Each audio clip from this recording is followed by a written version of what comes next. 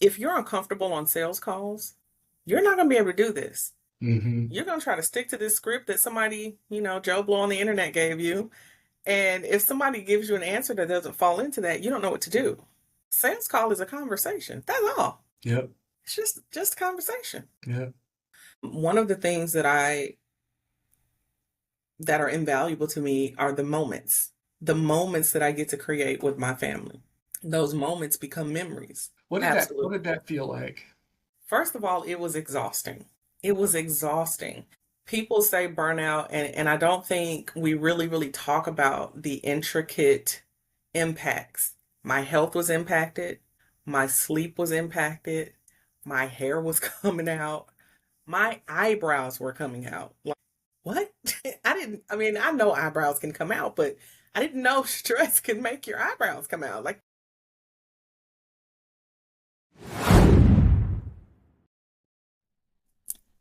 Everyone, and welcome to the Entrepreneurial Odyssey podcast, where we talk about the entrepreneurship journey and some of the innovations and growth and leadership skills and all those amazing things. And today I have Dr. Tar'kesa Colvin with me, who is founder of CEO Profit School, and I'm so happy to have her here today.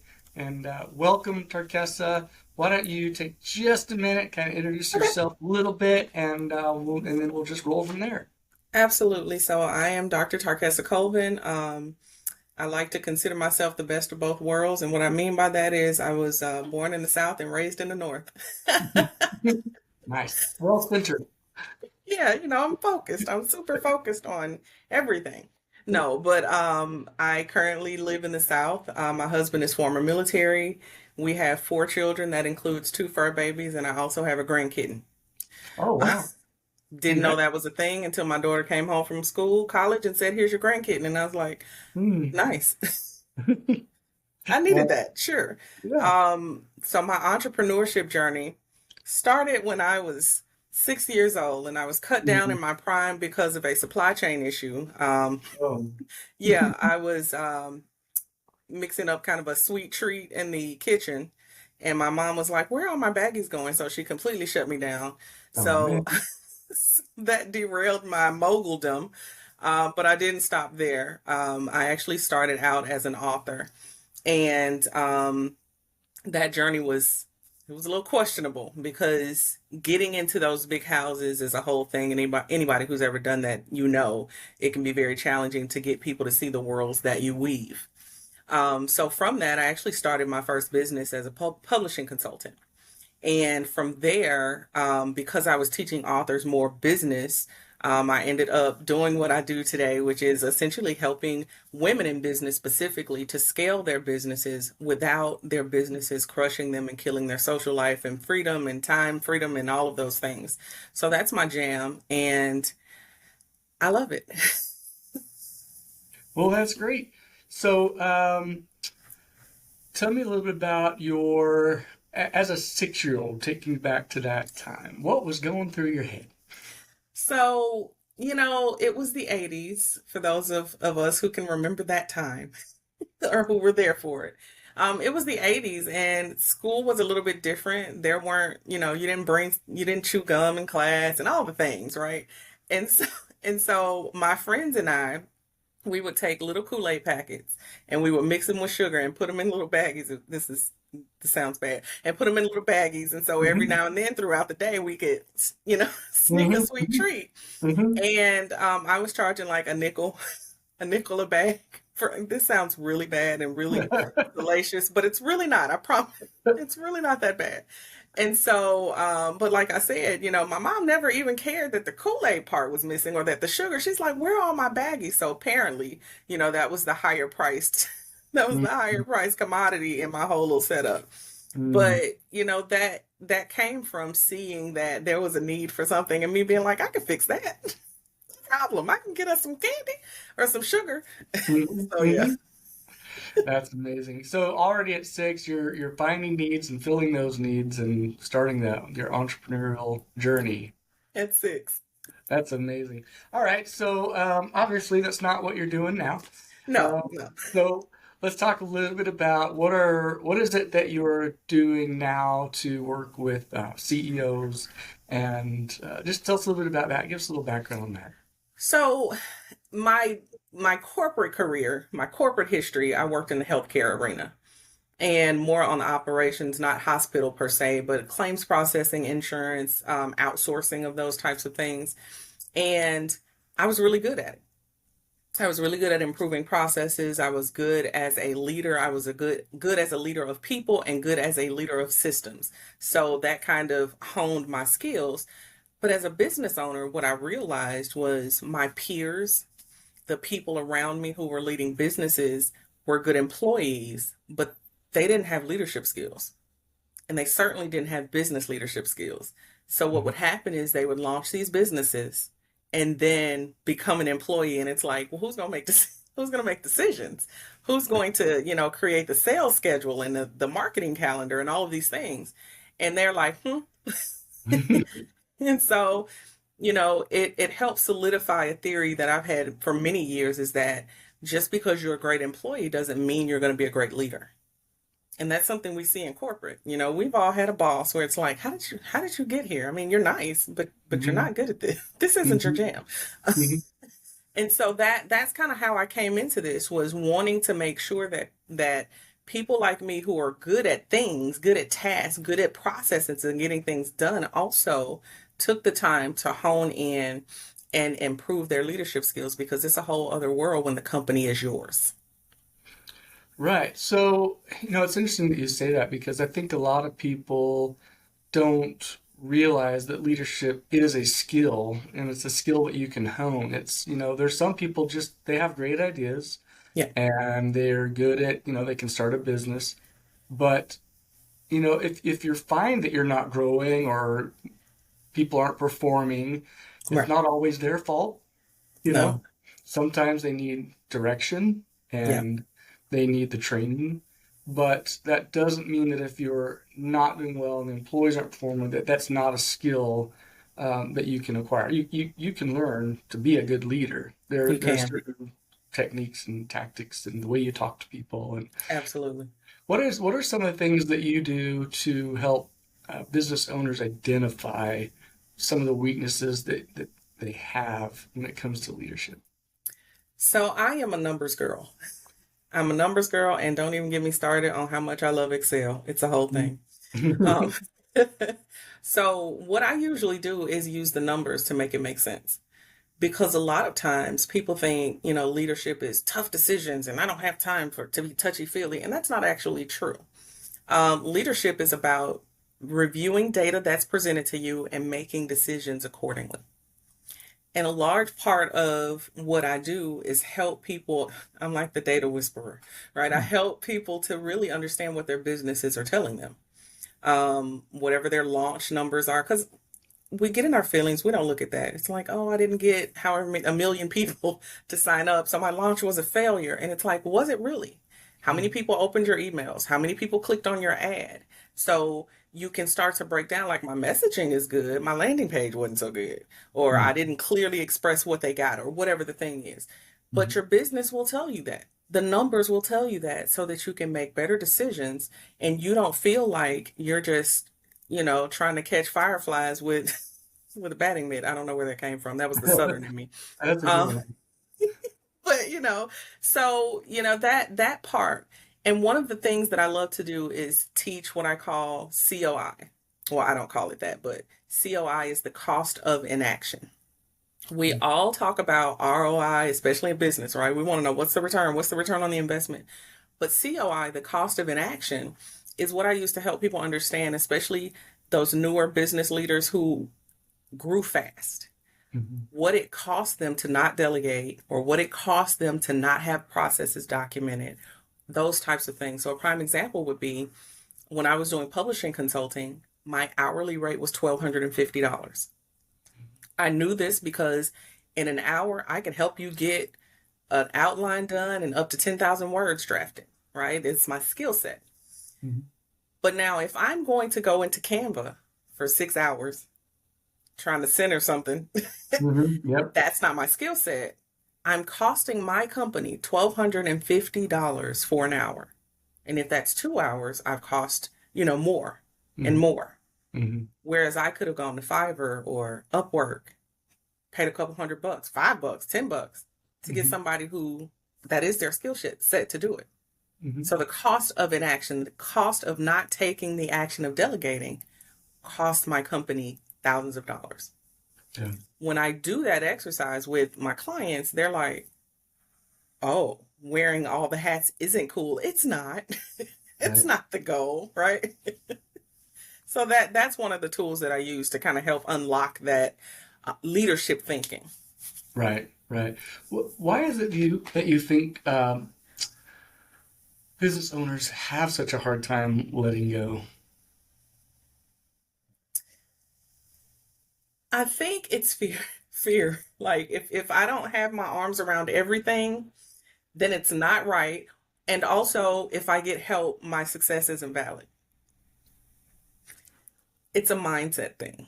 Mm-hmm. Um, it's something like, especially for type A'ers like myself, like for years and years and years, we've gotten good grades. We've been told, you're so smart, blah, blah, blah. All of these things that kind of prop us up and make us feel like we can't lean on anybody or those things aren't real. They Mm-hmm. aren't accurate. And, you know, I don't do this work because it's not my background, but I'll tell people in a heartbeat, if you're going to lead a business, please get some therapy. Please get someone to help you navigate some of those things that have been planted in you that drive you to perfection, because perfection isn't a thing, it's subjective. Mm-hmm. Perfect to you might not be perfect to me. So if it's subjective, it's not real. It's not a Right. thing. That's Right. silly, Right. right? And Yeah. so when you're driving for perfection, you're stressing yourself out. You are, there's this non-existent finish line. That's burnout. That is a direct path to burnout. That's not the goal. I hope nobody started a business to say, you know what, I hope in about 2 years I'm gonna burn out Hmm. and all of my hair is gonna fall off. Like, nobody, hopefully nobody is saying that. I didn't say that. But it did happen to me. Yeah. You saw yourself or found yourself in kind of a burnout phase of your business growth. What did Absolutely. that feel like? First of all, it was exhausting. It was exhausting. Um, People say burnout, and I don't think we really talk about the intricate impacts. My health was impacted, my sleep was impacted, my hair was coming out, Mhm. my eyebrows were coming out. Like, Mhm. what? Mhm. I mean, I know eyebrows can come out, but I didn't know stress can make your eyebrows come out. Like, that's crazy. And even in that, I was not concerned about taking care of myself. I was like, people are going to think I'm a quitter. And it's like, Mhm. what in the world? What in the world? That's Huh. so devastating.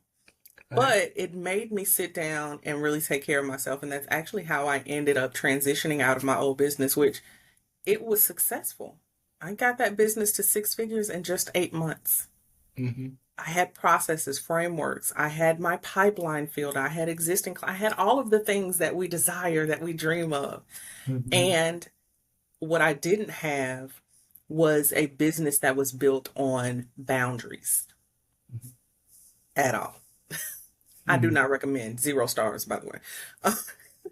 Don't do that. Okay. So when we talk about your boundaries, what are some of the things, I think each individual person is going to have their own types of boundaries that they need to be careful, consider. Yeah. Are there some that are pretty typical among all entrepreneurs, boundaries that they should take into account right away? It's Yes. just kind of a given. And talk to us a little bit about some of those. Absolutely. So this isn't going to be groundbreaking, but I'm going to say it anyway. Business hours. Hmm. Set business hours. That's important because the more you work, the less money you make as a CEO, right? Hmm. So set business hours. Also, Most of us have a heart to help people, but you have to set boundaries about how people can access you. I don't give out my personal cell phone number to clients. Hmm. I don't. Um, there are other tools out there. You might have a separate business phone. I already have enough stuff to carry, so like I don't need a separate business cell phone. But I do have a business phone. If you're coaching or consulting, you have tools like WhatsApp. You have tools like Voxer, things that you can silence at a certain time of day. You could do email support. I don't recommend social media support. Don't do that. But that's my recommendation. But setting business hours and setting boundaries for the access to you. I don't care, and this is something I had to learn. I don't care how much money you have invested to be able to access my brain. I am not a computer. That doesn't mean you can do that for 24 hours a day, right? And it doesn't mean that I don't care about your support, your success. It doesn't mean that I'm not trying to support you. It does mean that I'm trying to support me. And not only that, but when you talk about supporting you, you have to, we have to kind of keep in mind that success isn't just about how big your business is or how much money you make. No, You know. no. One of the things that are invaluable to me are the moments that I get to create with my family. Those moments become memories. And so, whether that is a couple weeks ago, my family and I went to Top Golf. As a unit, we're not good at golf. Mhm, right? This is what we learned, right? But we had a ball, Yeah. right? So those moments of the mulligans and the how did you knock over, the person next to you? That's crazy. Like those moments are memories that we get to have Hmm. forevermore. Yeah. And I wasn't checking my phone. I didn't even know where my phone was, right? I was like, because I I decided in my business there's no such thing as an emergency for my clients. Right. That may sound harsh, but it started when I was published. There was no such thing as a publishing emergency. Hmm. Like you pulling me out of my daughter's graduation to ask me which font, like stop that. Hmm. That's not Hmm. an emergency, right? Right. That's not the type of work that I do now. Depending on what it is, if you're a therapist by trade or something like that, or something health wise, then of course that's different. But you put those fail safes in place so that people know how to reach you. But that's still not a 24-hour type of situation. Right. And helping my clients to really understand that and having that conversation, like, what's an emergency? And they're like, well, if they can't make a decision, no, no, no, no, because now they're wanting you to manage them. Hmm. Did you sign up to manage their business and Hmm. be their operations person and make the decisions? If not, that's a perfect time for them to use the tools you've given them to make a decision. Yep. Right. Right. So it's things like that. And you don't know things that you need to unlearn until you're hit with them. Right. It's amazing how the technology, these cell phones, have made such a big difference in making us more accessible. But Right. also, it's a bit of a curse. And going back to the '80s, I was actually born in the '70s, or lived in the '70s and '80s. So I remember, the office was somewhere else. There wasn't a home office, right? Um, and That there was was not a a phone. thing. There was a landline in the office, no cell phone. When you Right. went home at night, they could call the office phone all they wanted. But I remember when answering machines became a thing. Like you Oh, didn't leave a message, It was like office hours, you're gone. And wow, life was a little more simple than that. And I remember even my dad working. He was a college professor, hmm. and he'd come home and he was home. I mean, he would read, he would be with the But kids, that's but different. right. But the phone, there wasn't a phone that he was bringing home with him. So I love what you're saying about that. I think that's so important. When we look at some of the businesses who are or business owners who are struggling, what are some of the basic things that you've found in common with those who are really just struggling to understand the business. We've got the numbers, which we Hmm. talked Hmm. about a little bit. What are some of maybe the personal issues that stymie their progression or hinder their progression? I guess is a better word. And this is tough to say, but taking it personally. Mm-hmm. We tend to, especially service-based business owners, um, products, you're like, okay, you don't want to vacuum, that's fine, right? But if someone says, essentially, I don't want to work with you in this intimate coaching environment, it can kind of feel like they're rejecting you. Mm-hmm. And learning to ask follow-up questions for market research as opposed to like we'll shut down. Like I was born in 79 and it was like, oh, feelings, run away. It's like, we don't need those, right? Right. It's a Yep. different time. Yep. But so as business owners, that kind of same that generation there, it's like, oh, you said no, okay, fine, goodbye. And it's like, no, wait, wait, wait. Mm-hmm. Like, Mm-hmm. okay, I totally understand. I'm not trying to pressure you, but I would love if you have time to ask you a few questions about why it's a no for you today, Right. right? Mm-hmm. And if you can position it as, if you don't mind helping me out, because people don't like to say no either, right? Right. It makes them kind of feel bad, like, Mm-hmm. no, Yeah. right? Yeah. Yeah. So if People you love can yeah. put them in a position where they're going to help you by answering two, three questions so you can get better, people will usually want to follow up that no with a yes. Mm-hmm. And so getting out of the space where you take it as a personal rejection versus an opportunity for market research is powerful, but it's not something that we have all been trained, taught, seen, done. And so we Mm-hmm. don't implement it because we've not been exposed to it. Yeah. You breezed over something that I think was really important, and I love it, and I want to point this out. And you said, "What makes this a no for you day?" Yeah. I think that was really that changed the way I look at no, right there. You know, Yeah. where'd you come up with that? You know what? Just asking questions. Hmm. Um, I was, again, I was raised in the 80s, but my grandparents were my primary caretakers. And you didn't ask them questions, but I had a ton of questions, right? So what am I going to do with this? Hmm. So that same inquisitive nature, it's like, who better as opposed to me writing stories in my head about they hate me, my product Hmm. sucks, I'm Hmm. not helping anyone. Let me ask you, why is it a no today? Yeah, And it yeah. could have nothing to do with me. It could Hmm. have nothing to do with my offer, my company. It could be, you know what? I'm actually thinking about pivoting my business and I don't know if I should take this on right now. Hmm. Interesting, Right, right? right. You know, it allows me to say now, is this something I need to discuss in my marketing, Hmm. right? What are you thinking about pivoting to, if you don't mind me asking, Hmm. right? And then being able to, I might be in a position where I can say, oh, you know what?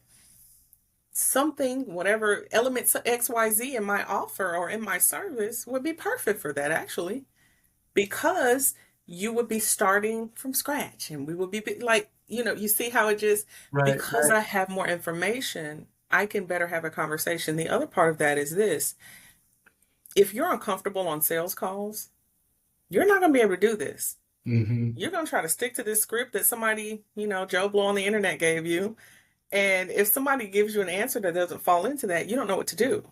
Hmm. Sales call is a conversation. That's all. Yep, It's just a conversation, yep. right? Yeah.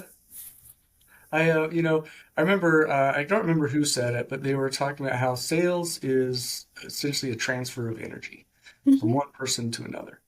Hmm. What I really love about the no day is that tomorrow could be a yes day, and just because they said no today doesn't mean they're going to say no tomorrow. And people do get so rejected when Hmm. or feel so rejected when they're Yeah. rejected. I can't think of a better way of saying that, but but, but you're right. It's about the human element. Yeah. You got Yeah. emotions, you got thought processes. They could be having a bad day. Maybe they just got a bad Right. report. Maybe they're not ready. But by later that evening, they could say, probably I could use this help, right? Right. So it sounds like you really work.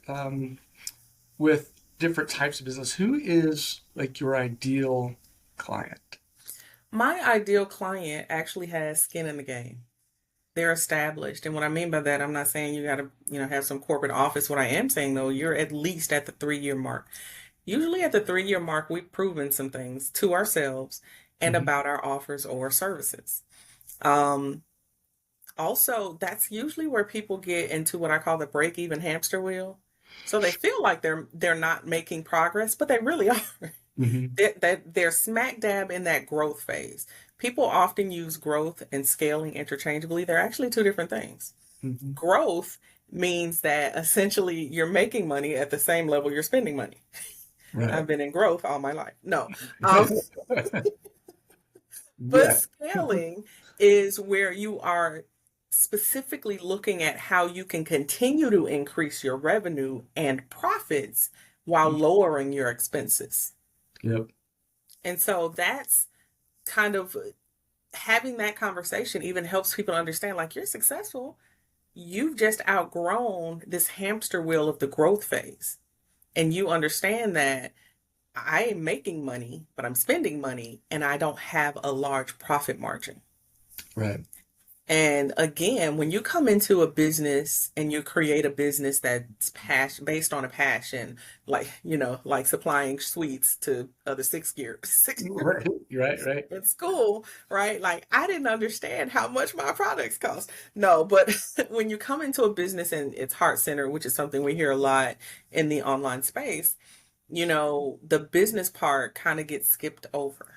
Hmm. You can't you can't skip the business part of business. Otherwise, you're a ministry, which isn't a bad thing, Right. but it's a different thing, right? Yeah, it is. Certainly is. They're really, what comes to mind is, I think about growth and scaling is, obviously getting more customers so you get more revenue, get more money coming in.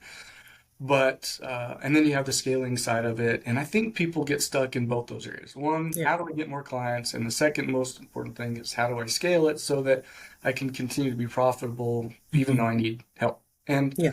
finding the right people to help you is so, so, so important. At least I found in my business that it's so critical that the people that you hire can not only do the job, but Hmm. also the way they take care of the customers and talk Hmm. to your customers. And wow, I'm so lucky right now to have someone working with me. Her name's Brooklyn. We own that, I'm a marketing agency, Hmm. and she's a recent college graduate in graphics and had an entrepreneurial in business minor, business administration major. So she's great, but she's also here's what I love about Brooklyn. Brooklyn, if you're listening, here's what I love about what you do.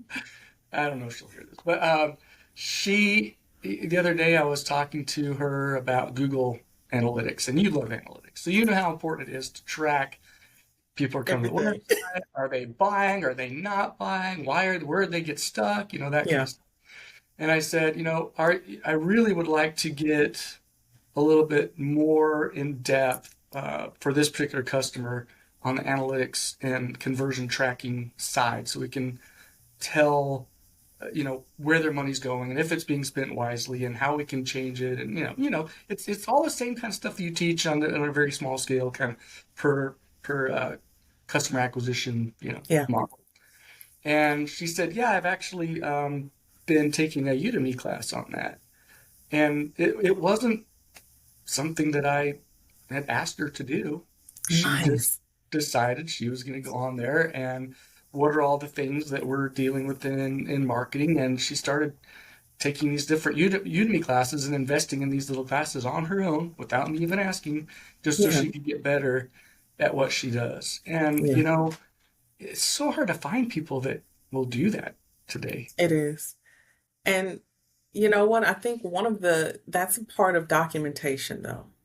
Hmm. Um, one of the services, so I have coaching side, I have a corporate consulting side of my business.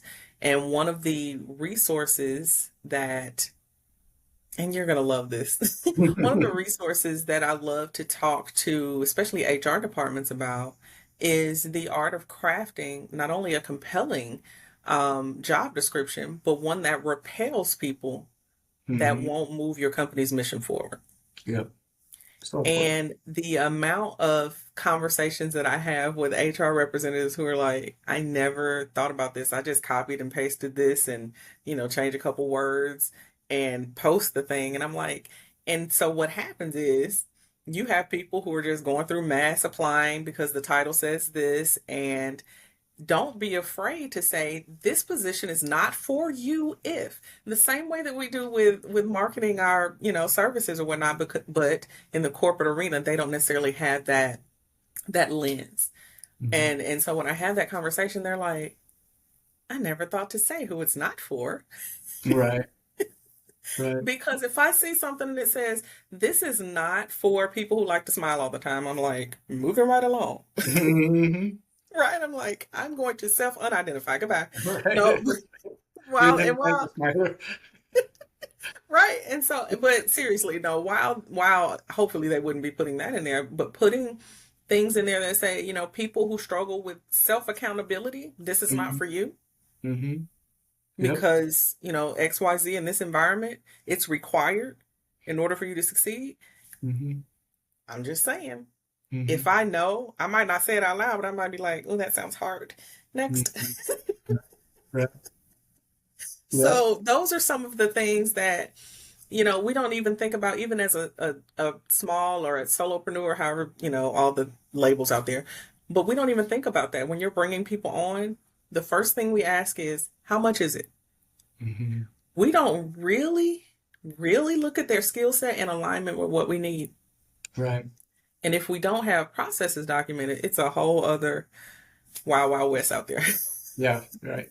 Getting the processes documented, talking about who you need, who you don't want, the basic skills, but also just, the right kind of personality. That That is part. so important.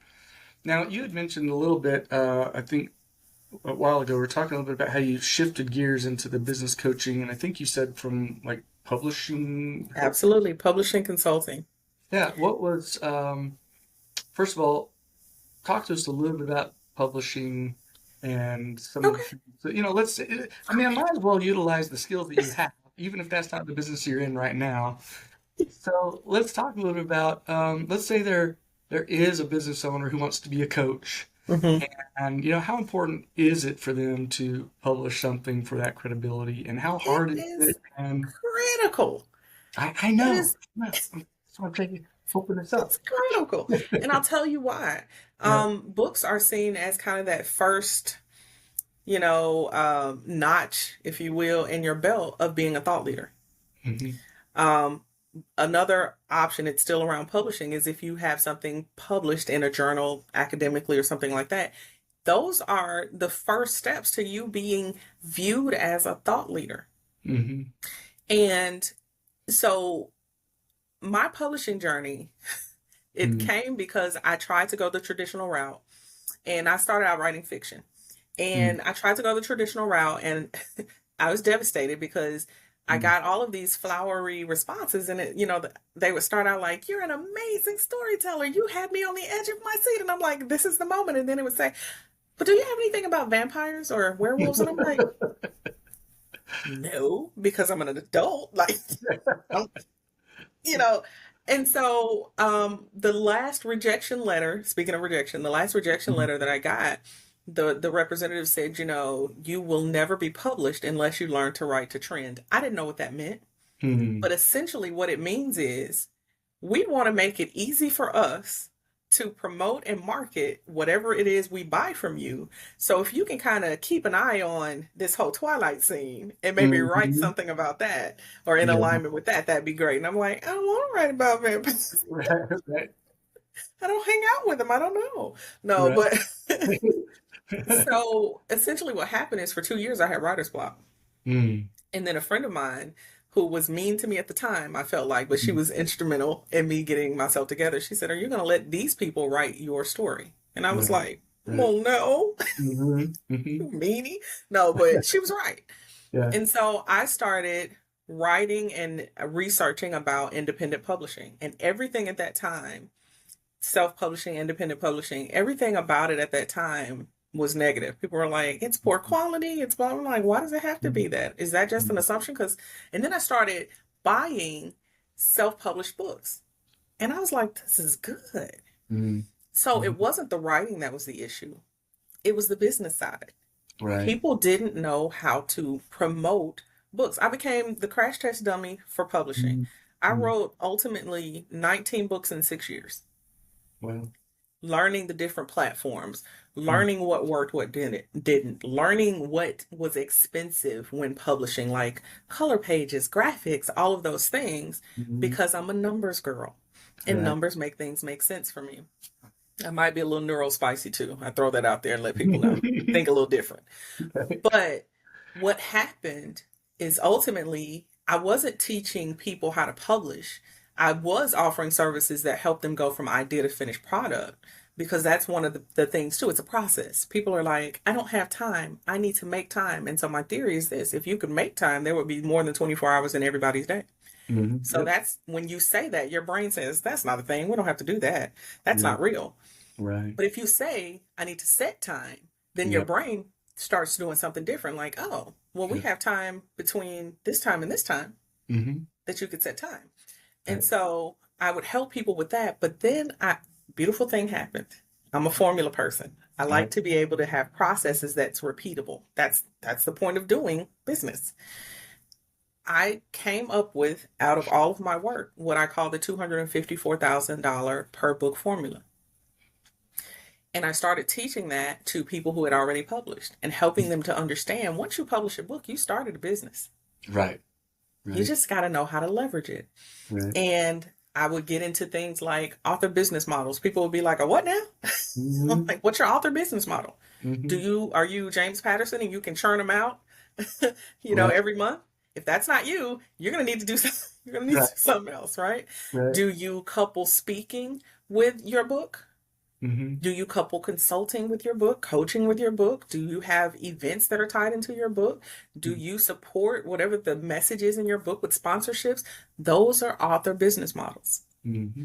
And so when I started teaching all of that, people were like, nope, I was just going to write it and it was going to go to the New York bestseller Yep. list. And I'm like, well, Yep. you can buy your way on that. Yep.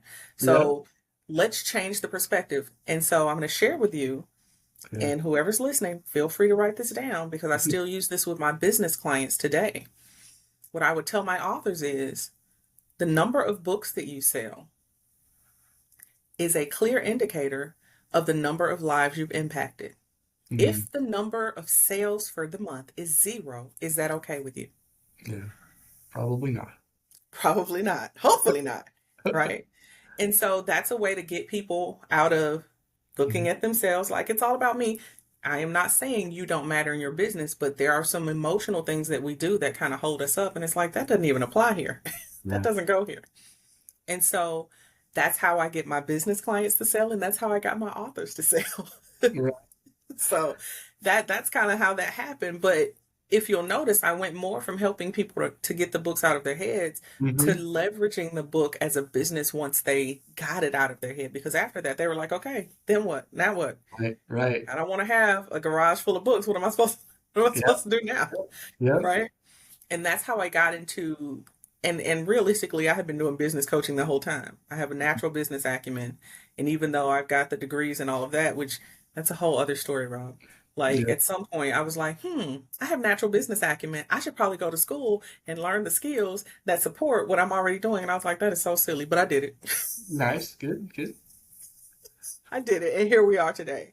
That's, But honestly, that's how I got to the business part. I was talking more and more about business, leveraging business, looking at the numbers in your business from mm, authors to, speakers and service-based business. It was a natural progression. yeah. It's so interesting. That's kind of how I got into the marketing side of the marketing businesses. My degree was in graphics and web development, so I was building websites, and it was the same problem. It's like, okay, I've got a website, now what? So I started learning the skills on how do we use this website and market the website and use it. It's the same thing as it's like a book. Now you said you wrote how many? 16? Is that what I? 19 over 19. 6 years. Oh my gosh, 19 books. Now, All I right. will tell you, I Yeah. got a disclaimer. I'm not going to Yeah. promise you they were good. Okay. Okay. but they were done. They were done. Let me ask you this. That's a lot of books to write, and of course, all of them mean something to you. Do you have a favorite? My favorite book actually is it's a collaboration project that I led, and it's called The Money Code and How to Crack It. Hmm. I wrote that with seven other co-authors because people don't have healthy understandings or relationships of money. Hmm. And it didn't matter the background. Whether you grew up with a lot of it, you may not know how to manage it. Whether you grew up with a little bit of it, you were afraid of it, And so every person that I was able to bring on had some level of a finance. They just were finance. When it came to finance, they were geniuses. And it's not necessarily that that's something that they did. It's something that they learned and that they practice in their own lives. So one lady, I'll never forget her. Hmm. She reaches out to me all the time and we chat. She was former military and she helped people to, because, she made a good bit of money in the military, dangerous job, but, and so she would help people to figure out the best savings plans, investment Hmm. pathways for that money so that, they weren't buying boats and you don't live anywhere near any, near any water, Right, you right, right, know. right. And so one of the things that she shared was that a group of her friends, this was after we published the book, she got together with a group of friends and they formed an investment club. Hmm. And they would each research, different things to invest, bring it together, they would vote on it, and they would pool their money and invest. Hmm. And so what she would do is she would buy our book in bulk and then she would consign it in her local bookstores, and the money she would make from that is what she would use to invest. Nice. And so it's my favorite because it has a real conversation about money from different perspectives. My story was this: I was traumatized because I was a young mom, I was a single mom, and I went to Walmart to buy like 25 bucks worth of, necessities. It wasn't even like, let me get a 50-inch TV. It Hmm. was like some necessities. Yeah. And I got up there and swiped and it made that noise and it declined. Hmm. And you know that feeling you get like all of a sudden it feels like everybody's like Hmm. The whole store and looks at all. Yeah. broke a sweat. But Yeah. I didn't realize that that was an issue until one day I had years later.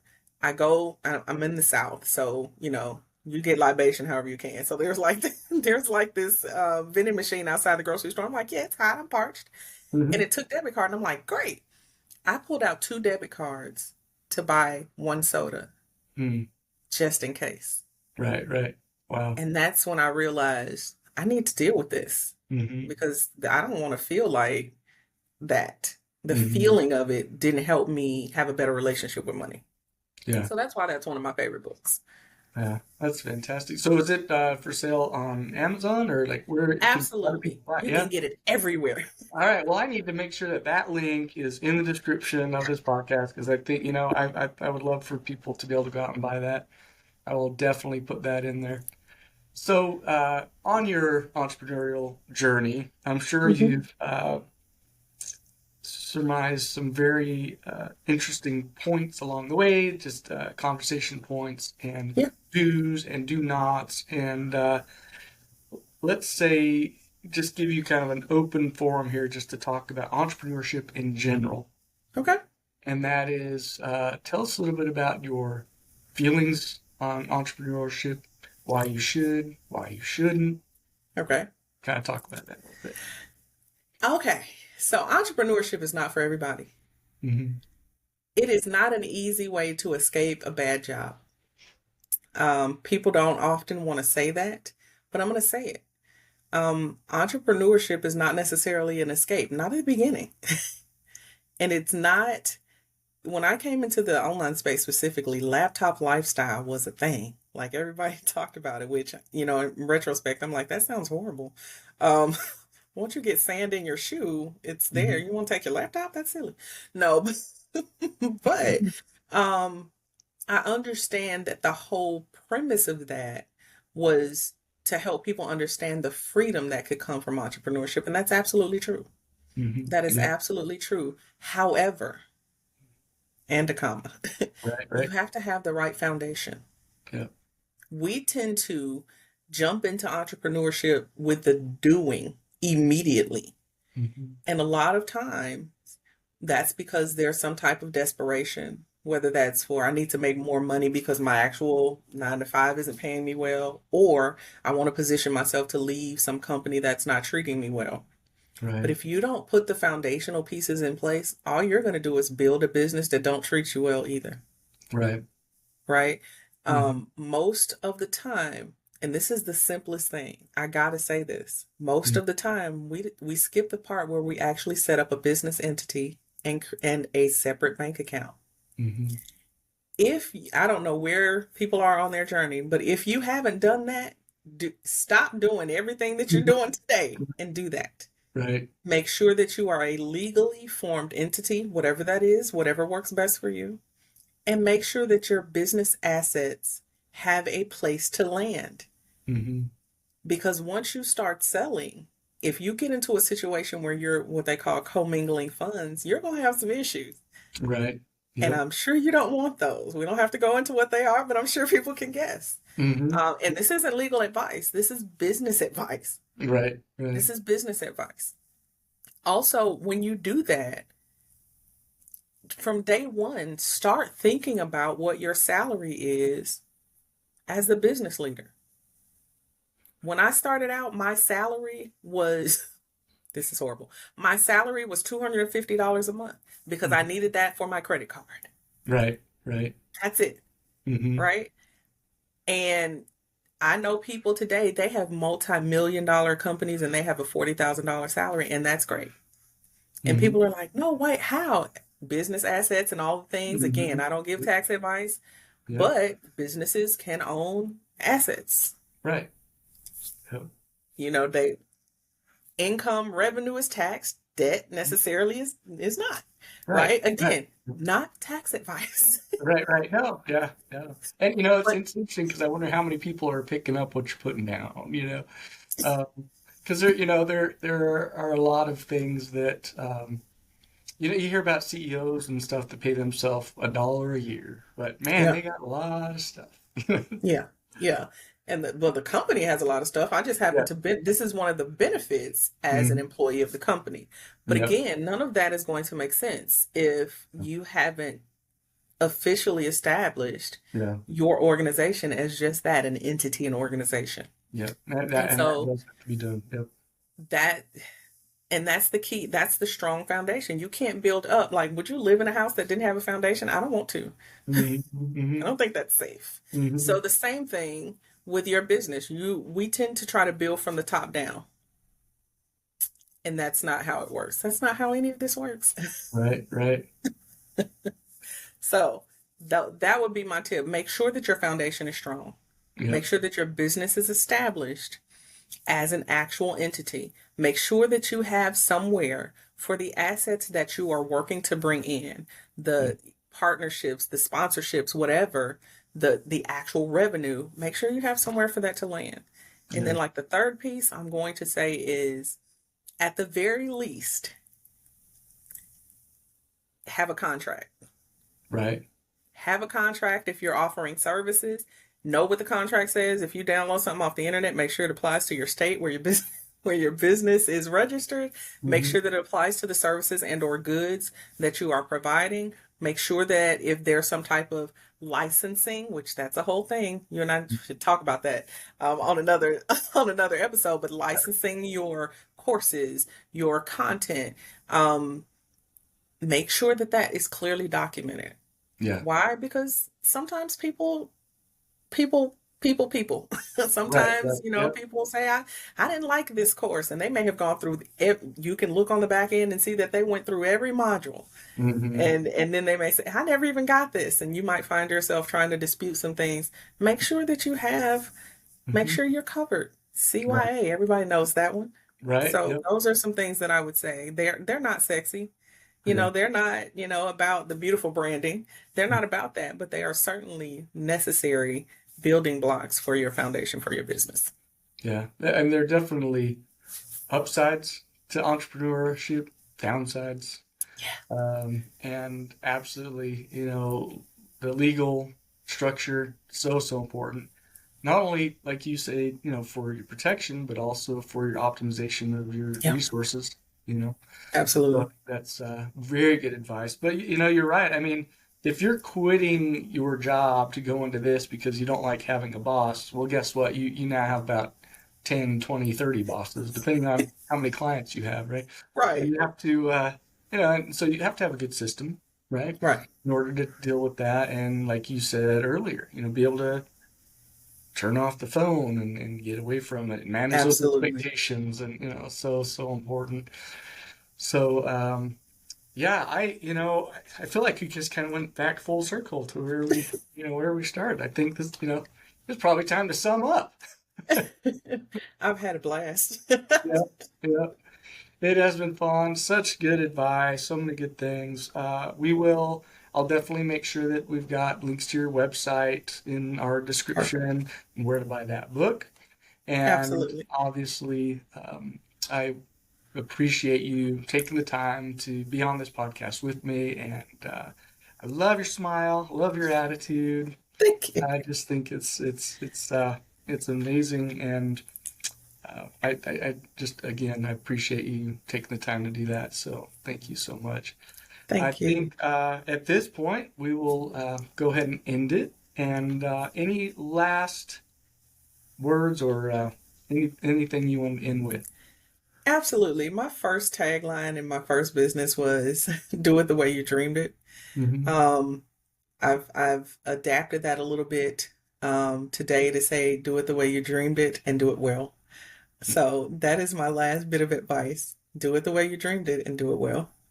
Oh, awesome. Amazing. All right. Well, we will definitely have to have a follow-up podcast one of these days, so we'll keep in touch. Thank you, uh, Doctor. I appreciate your time. And let's hop on and do this again. Absolutely. All right. Thank you.